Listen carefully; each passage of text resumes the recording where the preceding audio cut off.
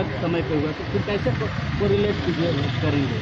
सारा चीज़ बहुत बड़ा समस्या है। एक बात बताइए, जब झारखंड के लोग ही अपना हक अधिकार मांगते हैं तो इतना आनंद फानंद क्यों होता है? सभी राज्यों का अपना पहचान है, तब कोई आनंद फानंद नहीं होता है। सभी राज्य के लोग जी खा रहे हैं, कोई आनंद फानंद नहीं होता है। जब झारखंड के लोग ही अपना अधिकार मांगते हैं तो आनंद फानंद क्यों? आज एक बात बताइए, 1900 आप 2000 बहुत से लोग कहते हैं कि 2000 को कटअप माना जाए। एक बात बताइए, 2000 को कटअप कैसे माना जा सकता है? झारखंड एक औद्योगिक क्षेत्र रहा है, यहाँ के लोगों का आगमन, कोयला का जैसे ही उदय हुआ, लोगों का आना जाना शुरू हो गया, वे लोग यहाँ रहने बसने लगे। अगर आप 2000 को कटअप मानते हैं तो इससे क्या होगा? जो यहाँ के मूलवासी है, जिनका यहाँ के सिवा कुछ नहीं, उनके साथ नाइंसाफी होगी। इसलिए 2000 को उस दिन को कटअप नहीं माना जा सकता है। ठीक है, अगर आप उसको कटअप मानते हैं तो एक बात बताइए, उसमें तो लोग फंस जाएंगे जो लोग उस 2000 कटअप मानने कह रहे हैं। क्योंकि जिस समय 2000 में झारखंड अलग हुआ, अगर एक भाई धनबाद में था तो दूसरा भाई जम्मू में था, आप क्या कीजिए? उस समय क्या कीजिए? अगर पति धनबाद में था तो पत्नी आपका अलग राज्य में थी, उसको कटअप माना जाए? पॉसिबल है? नहीं है। वे कमाने के लिए आए। उसके बाद भी उन क्षेत्रों में आप निवास कर सकते हैं जो सीएनटी में नहीं आता है, जो एसपीटी में नहीं आता है, जो 9वीं अनुसूची में नहीं आता है, वहाँ आप निवास कीजिए। अगर आप 9वीं अनुसूची का उल्लंघन करते हैं, सीएनटी को वायलेंट करते हैं, एसपीटी को तोड़ते हैं, तो हम तो गुनहगार नहीं है, असंवैधानिक तो आप हैं जो लोग इस कार्य को कर रहे हैं। ठीक है। जयराम जी, सड़क, सदन और अब राजभवन आकर के मिल गया, अब आगे क्या करेंगे? आगे की रणनीति तय होगी। जब तय होगी तो आप चैनल वालों को बुलाएंगे और आपके समक्ष रणनीति को प्रस्तुत करेंगे। लेकिन फिलहाल रणनीति बनी नहीं है, रणनीति लगातार बन रही है, जनता से संपर्क किया जा रहा है। रणनीति जैसे ही बनेगी निसंदेह हम लोग आगे, और ये आंदोलन नए झारखंड निर्माण की ओर है। और आपको स्पष्ट कहना चाहेंगे, एक बात याद रखिएगा, कुछ दिन पहले आपका छत्तीसगढ़ अलग हुआ, उसी समय हमारा उत्तराखंड अलग हुआ, लेकिन संघर्ष नहीं हुआ था। याद रखिएगा, वहाँ संघर्ष नहीं हुआ था। हमने 88 साल संघर्ष किया था। इसीलिए झारखंड के आंदोलन को आप दूसरे राज्य के आंदोलन से कंपेयर ना करें। हमने 88 साल संघर्ष किया था, 88,000 बलिदान दिया है, तब झारखंड मिला है। आप दिखाइए छत्तीसगढ़ में कितना शहादत हुआ, आप दिखाइए उत्तराखंड में कितना शहादत हुआ, आप दिखाइए महाराष्ट्र और गुजरात जब 1960 में अलग हुआ कितना शहादत दिया गया। हमने शहादत दिया है, हम एक शहीद का बेटा है, मेरा बाप का रक्त बहा झारखंड की माटी के लिए, हम दर्द को जानते हैं। इसलिए झारखंड के आंदोलन को अन्य राज्यों से कंपेयर ना किया जाए। झारखंड एक अधिकार मांग रहा है, न्याय संगत है। असंवैधानिक वे लोग हैं जो सीएनटी को वायलेंट कर रहे हैं, एसपीटी को वायलेंट कर रहे हैं, 9वीं अनुसूची का उल्लंघन कर रहे हैं। हम संवैधानिक लड़ाई है, क्योंकि मैं पुनः रिपीट करूंगा, भारत एकल नागरिकता की बात करता है। नागरिकता देश देता है, स्थानीयता राज्य देती है। हमारी स्थानीयता क्या है, हमारी डोमिसाइल क्या है, कौन है झारखंडी, ये सरकार को, विधानसभा को तय करना होगा, जो अभी तक तय नहीं हो पाई है। हुई है तो कहीं ना कहीं उसमें साजिश से षड्यंत्र की बदबू आ रही है। उसे मिटाकर हथियार के आधार पर ही नीतियां तय हो, तभी झारखंड बचेगा। नहीं तो फिर आने वाला दिन जो हाल कभी निगरो का था, जो हाल मंडेला के देश में मंडेला के लोगों का था, मार्टिन लूथर किंग का था, जो बात जोमो केन्याटा ने, शायद नाम कंफर्म नहीं हो पा रहे, लेकिन मानता हूं जोमो केन्याटा ने कहा था कि अफ्रीका के आदिवासी जब क्रिश्चियन का आगमन हुआ, उनके हाथों में बाइबल थी, हमारे पास जमीनें थी, हमारे हाथों में बाइबल आ गई, जमीनें चल गई उनके पास। तो वही हाल झारखंडियों का हुआ है। जो लोग मांगने आए थे वे लोग आज करोड़पति नहीं अरबपति बन चुके हैं, और झारखंड के मूलवासी हैं आज दर दर की ठोकरें खा रहे हैं। उदाहरण के लिए चांडिल का डैम 60,000 एकड़ जमीन अधिग्रहण किया गया, 1.5 रुपया डिसमिल। कहाँ इतना बड़ा अन्याय हुआ है बताइए, रिपोर्टर है आप लोग। 1.5 रुपया डिसमिल जमीन लिया जाता है, 1.5 रुपया डिसमिल में 60,000 एकड़ डिसमिल, यानी 60 गाँव को उजाड़ा गया है। आइए रिपोर्टिंग कीजिए वहाँ जहाँ रिपोर्टिंग करना है। पार्वती कांड को रिपोर्टिंग कीजिए। हत्या को आत्महत्या बनाया जाता है, कंपनी को एक उंगली नहीं कर पाती प्रशासन, वहाँ रिपोर्टिंग कीजिए। जब झारखंड स्टूडेंट हक के लिए मांगते हैं तो आप लोग घुमाते हैं क्यों है? झारखंड सही है और सही है, चाहे लड़ाई जितनी लंबी पड़े हम लोग लड़ेंगे। जयराम जी, कई गुटों में आंदोलन बटा, एक गुट कोई आंदोलन नहीं बटा है, बैठ के कर रही है, एकत्रित कर रही, तो आप यहाँ राज्यपाल से मिलने आए। कहाँ क्या हो रहा है? स्टेट गेस्ट हाउस में कई आंदोलनकारी बैठकें कर रही हैं। देखिए, एक बात पहला आपको तय करना होगा, हमारी जो टीम है एक जगह सब नहीं आ सकते हैं। कोई गोड्डा में रहता है, कोई कोल्हान में रहता है, पॉसिबल है। हम लोग छात्र पढ़ने वाले, हमारा जिम्मा है गोड्डा वाले गोड्डा में जगह है, संथाल परन्ना वाले दुमका वाले दुमका में आंदोलन करें। राज्य में हर जगह आंदोलन होना चाहिए। जब समय आएगा सब एक मंच पर दिखेंगे, दिग्भ्रमित करने का प्रयास ना किया जाए। ये झारखंड खतियानी की लड़ाई है, सब खतियानी एक मंच पर। मुख्यमंत्री के बयान को किस तरीके से देखते हैं जयराम जी? मुख्यमंत्री के बयान को किस तरीके से देखते हैं? अभी आप जो एक बात बोले, एक सेकंड पहले बोलिए, आपका सवाल क्या था? मुख्यमंत्री जी का जो बयान आया है उसको किस तरीके से क्या बयान था उनका, जरा बताइए।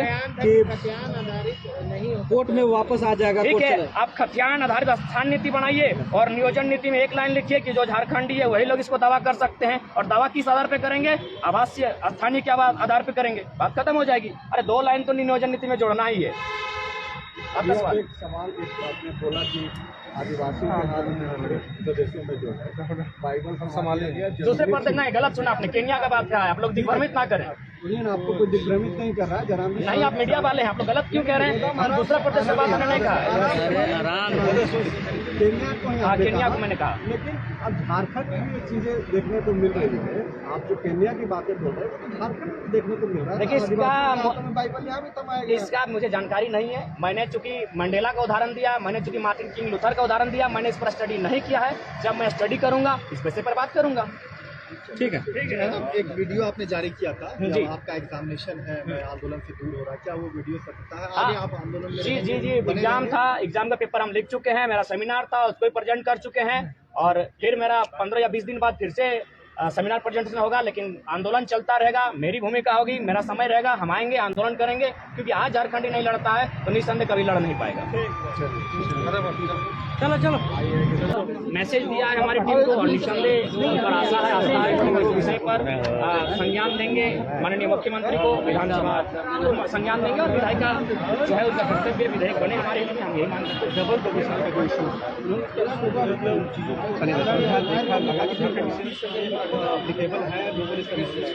बिल्कुल उन्हें भी लग रहा होगा, क्योंकि आज 2 महीने से लगातार आंदोलन चल रहा है, तो निस्संदेह उन्हें भी लग रहा होगा कि कहीं ना कहीं मिसयूज हो ही रहा है, और इसमें कोई दो राय नहीं है, लगातार हो रहा है। इसके कई आंकड़े आपको प्रस्तुत कर सकते हैं। आप कहते हैं तो हम पेपर कटिंग लेके आते, उसमें स्पष्ट लिखा है कि फर्जी जाति आवासीय बनाकर दरोगा बना, फर्जी जाति आवासीय बनाकर यहाँ टीचर बना, ऐसे कई उदाहरण मिल जाएंगे, कई नहीं हजारों में उदाहरण मिलेंगे। जिसे जो दूसरे पक्ष में बात होती है, मंच के जो लोग हैं वो कहते हैं कि हमारा झारखंड में क्या होगा।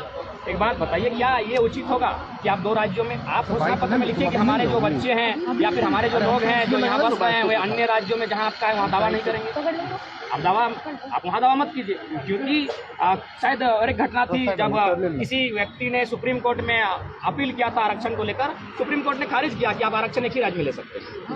तो ये माना जाए कि झारखंड में जो लोग बसे हुए हैं, जिनके पास खतियान है, उन्हीं का फ्यूचर है, उन्हीं का मुस्तकबिल है, बाकी जो लोग हैं वो अधर में रहे। नहीं, ऐसा मैंने नहीं कहा। मैंने हमेशा कहा कि इसके लिए 85-15 का क्राइटेरिया लागू किया जाए, इस पर भी गहन समीक्षा हो। मैंने तो कभी नहीं कहा, मैंने तो 2011 की जो जनगणना है उसको आधार माना। 2011 की जनगणना कहती है कि 70% तो गाँव में रहते हैं और 22-23% शहर में रहते हैं, उसमें भी 5 या 7% झारखंडी होंगे, तो उनको मिलाकर 84-85 बनता है। आप 84-85 झारखंड को रखिए, बाकी 15 अन्य राज्य जो भी जहाँ से आते हैं उनको प्रावधान में दिया जाएगा। जिस तरह से कल अनूप का विरोध हुआ, ये क्या बताता है कि जो भी खतियानधारियों के साथ जो मूलवासी आदिवासियों का खड़ा नहीं होगा? बिल्कुल होगा, चाहे वह अन्य राज्यों से आके यहाँ विधायक बना हो, चाहे इसी माटी का बेटा हो, जो झारखंडियों के साथ खड़ा नहीं होगा, जो मूलवासी आदिवासी के साथ खड़ा नहीं होगा, उन तमाम विधायकों का विरोध होगा। फिलहाल नहीं करेंगे। दादा सॉरी आज सॉरी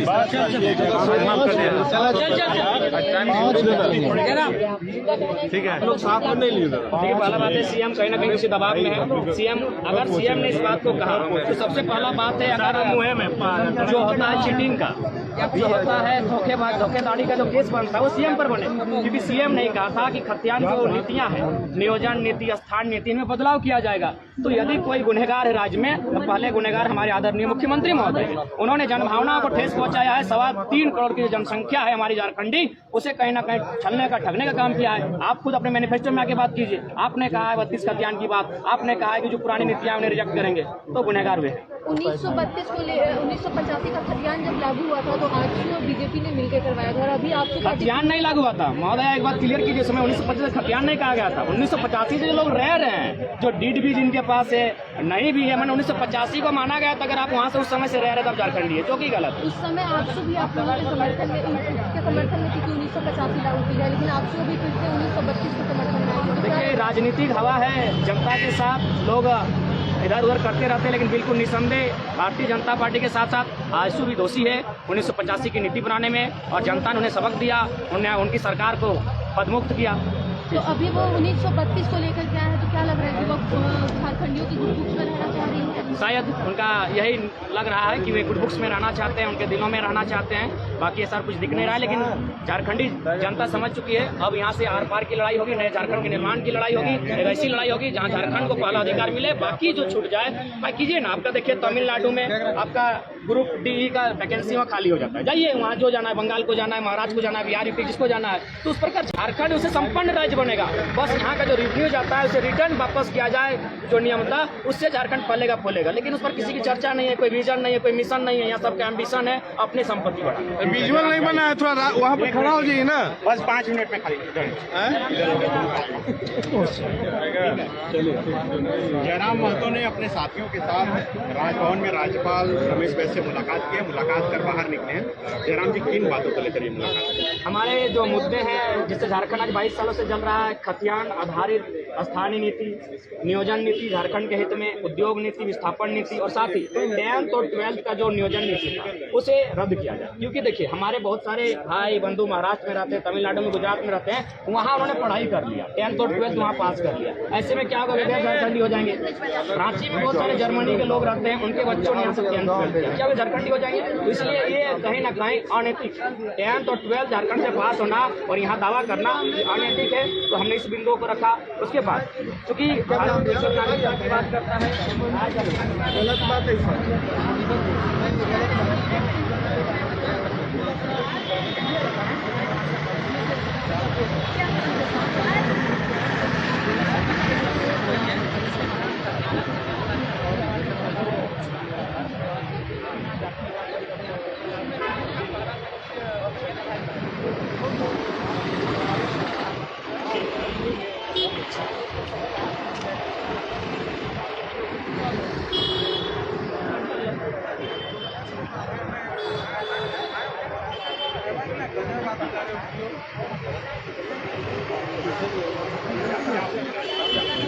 जल्दी करें। उन्होंने कहा निश्चय ही आपके सभी संदेशों को सकारात्मकता के साथ मुख्यमंत्री तक प्रेषित किया जाएगा और निश्चय ही मुख्यमंत्री से बात होगी, झारखंड के हित में नीति और नीति बने। मुख्यमंत्री 2 दिन वाला दिन बोले कि ये 1932 लागू नहीं हो सकता, कोर्ट में जाकर ये खत्म हो जाएगा।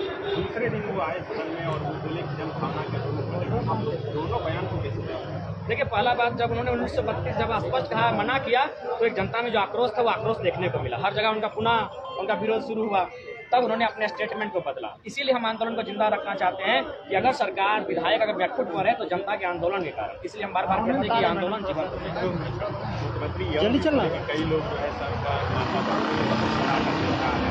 लोग मुझे मुख्यमंत्री तक बोल रहे हैं, आप ही बोले तो नहीं, मैं तर्क के साथ प्रेजेंट करना चाहूँगा। मैंने अब तक एक अदा कदा ही होगा जो मैंने किसी को ठेस पहुँचाई, या तो मैं 100% कहना चाहूँगा मैंने किसी को ठेस नहीं पहुँचाई। मेरा तर्क देखिएगा, मैंने क्या कहा कि माननीय मुख्यमंत्री महोदय, आप विधायिका में हैं और अब न्यायपालिका की बात करते हैं। न्यायपालिका काम, न्यायपालिका को छोड़िए, आप विधायिका काम कीजिए। अगर आपको न्यायपालिका और विधायिका में फर्क नहीं मालूम है तो लोग भविष्य में आपको मुख्यमंत्री नहीं मुख्यमंत्री कहें। हमने तर्क दिया था, हमने डायरेक्टली मुख्यमंत्री नहीं कहा है। इसलिए मैं अपने तर्क पर अभी भी कायम हूँ। यदि मैंने जगन्नाथ महतो जी को भी कहा था, जब उन्होंने कहा था कि हमने धनबाद और बोकारो से महंगाई भोजपुरी हटा दिया, अगर स्टूडेंट सब में दम है क्रांतिकारी में तो पलामू से हटा, तो उनको स्पष्ट कहा, अरे हम लोग तो धनबाद और बोकारो के स्टूडेंट हैं, मंत्री आप ना झारखंड के हैं, हटाना आपका काम है ना। तो हमने तर्क के साथ उनको भी उत्तर दिया था और तर्क के साथ मुख्यमंत्री को भी उत्तर यही दे रहे हैं कि भैया अगर आपको विधायिका और न्यायपालिका में फर्क नहीं मालूम है तो लोग आपको मुख्य नहीं मुख्यमंत्री कहें। इसमें हम गलत कहा है, हमने तर्क के साथ कहा है।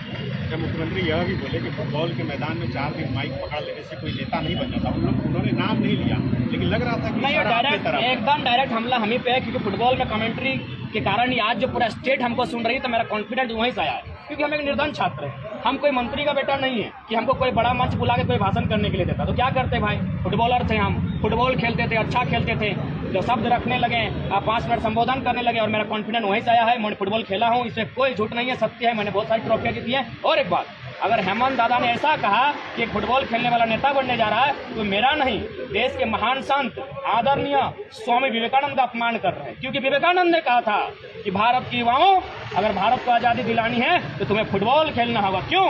क्योंकि भारत जाति में बटा था, भारत धर्म में बटा था। लेकिन आप फुटबॉल का खेल देखिएगा, खासकर जो गाँव में लड़के खेलते हैं उस जर्सी को पहनते हैं जिससे बदबू आती है, जिसको आपका सगा भाई नहीं पहनेगा, आपकी माँ खींचने से कतराएगी, इतना सेंट मारता है, उस जर्सी को दूसरा खिलाड़ी पहन के उतरता है। फुटबॉल लोगों को जोड़ता है, आप चले जाइए दुर्गा पूजा में, लोग कहेंगे हिंदुओं की भीड़ है। आप चले जाइए जलसा में, कहेंगे मुसलमानों की भीड़ है। सरू लोग कहेंगे आदिवासियों की है। आप चले जाइए अन्य पर्व में, ये कहेंगे कुर्मी की भीड़ है, तो ये फलना की भीड़ है। लेकिन अब फुटबॉल के मैदान में जाएंगे ना, कोई माए का लाल नहीं बोल पाएगा ये किसकी भीड़ है, ये इंसानों की भीड़ है। तो फुटबॉल के मैदान से जुड़ा होता है वो वास्तव में इंसान होता है, उसका पाँव भी जमीन में होता है, उसकी सोच भी जमीन में होती है। और खेल का मैदान हमेशा अनुशासन सिखाता है। विवेकानंद ने कहा था, देश की युवाओं फुटबॉल खेलो। यदि तुम्हारा मित्र नहीं है फुटबॉल लो, ग्राउंड में निकल जाओ, मित्र मिलो।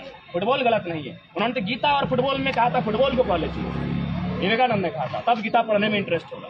तो अगर वे फुटबॉल पर टिप्पणी कर रहे हैं, फुटबॉल प्लेयर पे कर रहे हैं, तो विवेकानंद का अपमान है। उन्होंने सीधे बोले कि 4 दिन माइक पकड़ के वही हुआ, नेता नहीं बन जाए। हाँ सही बात है।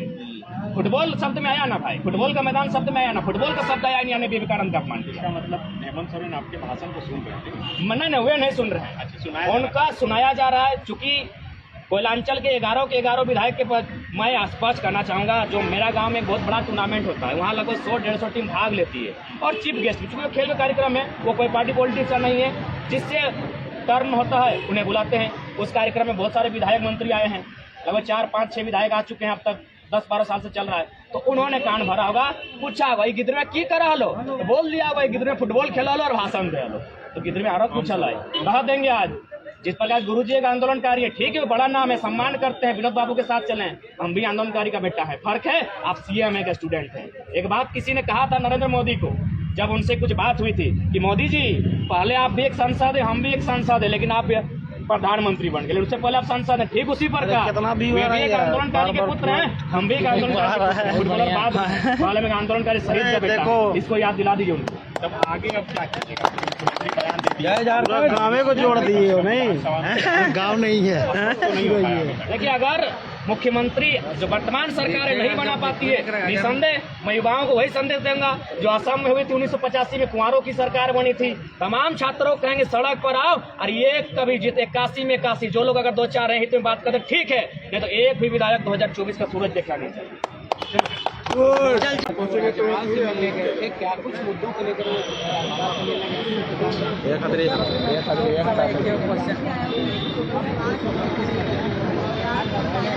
सभा पहले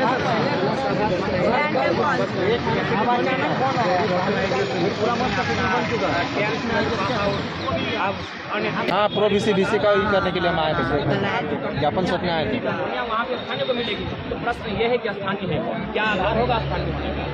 कोई भी झारखंडी कहीं से आया, कभी भी आया, रेंट में रहने वाले मेरे बहुत सारे साथी हैं, उनका नाम ले लूँ तो वो ईमानदार है, बोलते हैं कि अरे हम तो 2 दिन पहले झारखंड आए लियो, हमारे जातीय आवास से बैठ गए। तो रेंट में रहने वाले लोग झारखंडी बन जा रहे हैं भैया। जो पढ़ने के लिए आए हैं, पीके रॉय कॉलेज में पढ़ते हैं, कोई हॉस्टल में रह के पढ़ते हैं, उनका जातीय आवासी बन जा रहा है। 1932 इसलिए क्योंकि 1932 में लगभग पूरे झारखंडी के हाथ में खतियान जा चुका था। जो आपका सर्वे तो 1902 में स्टार्ट हुआ था, कड़स्टर सर्वे जिसको बोलते हैं, वो 1915 होते हुए कहीं 1928 तक, फाइनली 1932 तक सारा चीज क्लियर हो चुका था। इसीलिए मांग हमेशा 1932 को केंद्र बिंदु माना जाता है। मुख्यमंत्री बोल रहे हैं कि किसके जयराम देखिए बनेगी, जरूर बनेगी। जब 28 राज्यों में से 18 राज्यों में खतियान आधार पर नीति है, तो आपको बनाने में क्या तकलीफ है? यदि आप नहीं बनाते हैं तो निस्संदेह झारखंडियों का हाल बहुत बुरा होगा। वही हाल होगा जो कभी नाइग्रो का था अमेरिका में, जो लोग उनका देश उनकी माटी लेकिन वे गुलाम थे, जो हाल कभी केन्या के आदिवासियों का हुआ। जमीनें इनकी थी, आज जमीनें किन्हीं और के पास चली गई। हमारे झारखंड में भी वही हो रहा है। जितने अरबपति बने सब बाहरी राज्य के लोग। फुटबॉलर की ओर इशारा किया, फुटबॉलर हम ही है, डायरेक्ट हम कहिए ना, हम ही वो फुटबॉलर है जिनको आदरणीय मुख्यमंत्री ने हमला किया है। बड़ा दुख लग रहा है। राज्य को चलाने वाला मुखिया एक छात्र की बातों से, अगर छात्र की लड़ाई से प्रोत्साहित हो जा रहा है, तो ऐसे लोग राज्य चला रहे हैं, बड़ा दुर्भाग्य की बात है। उन्हें तो नियमता बात करना चाहिए, उन्हें तो अनुशासन से बात करना चाहिए। अरे मेरे छात्रों, तुम लोग मेरे छात्र हो, मेरे झारखंड के भविष्य हो, आओ बैठ के बात करते हैं। लेकिन वे अगर इस तरह का टिप्पणी कर रहे हैं कि फुटबॉल खेलने वाला, फुटबॉल में भाषण देने वाला नेता बनने चला है, तो क्या भैया मैंने यहाँ मर्डर करने वाला नेता बन सकता है, धाराएं खाने वाला नेता बन सकता है, कोयला लूटने वाला नेता बन सकता है, तो फुटबॉलर में क्या बुराई? मैंने तर्क से कहा था, मैं 1000 बार कहूँगा, मैंने कोई ऐसा बात नहीं कहा जो किसी को ठेस पहुँचे। मैंने ये कहा था कि आदरणीय हेमंत बाबू, आदरणीय मुख्यमंत्री हेमंत सोरेन जी को अगर विधायिका और न्यायपालिका में फर्क नहीं मालूम है, तो आने वाली पीढ़ी उनको मुख्य नहीं मूर्ख मंत्री कहेगी। मैंने ये तर्क से कहा था, मैंने डायरेक्टली नहीं कहा था। मेरे वीडियो को रिपीट करके सुनिए।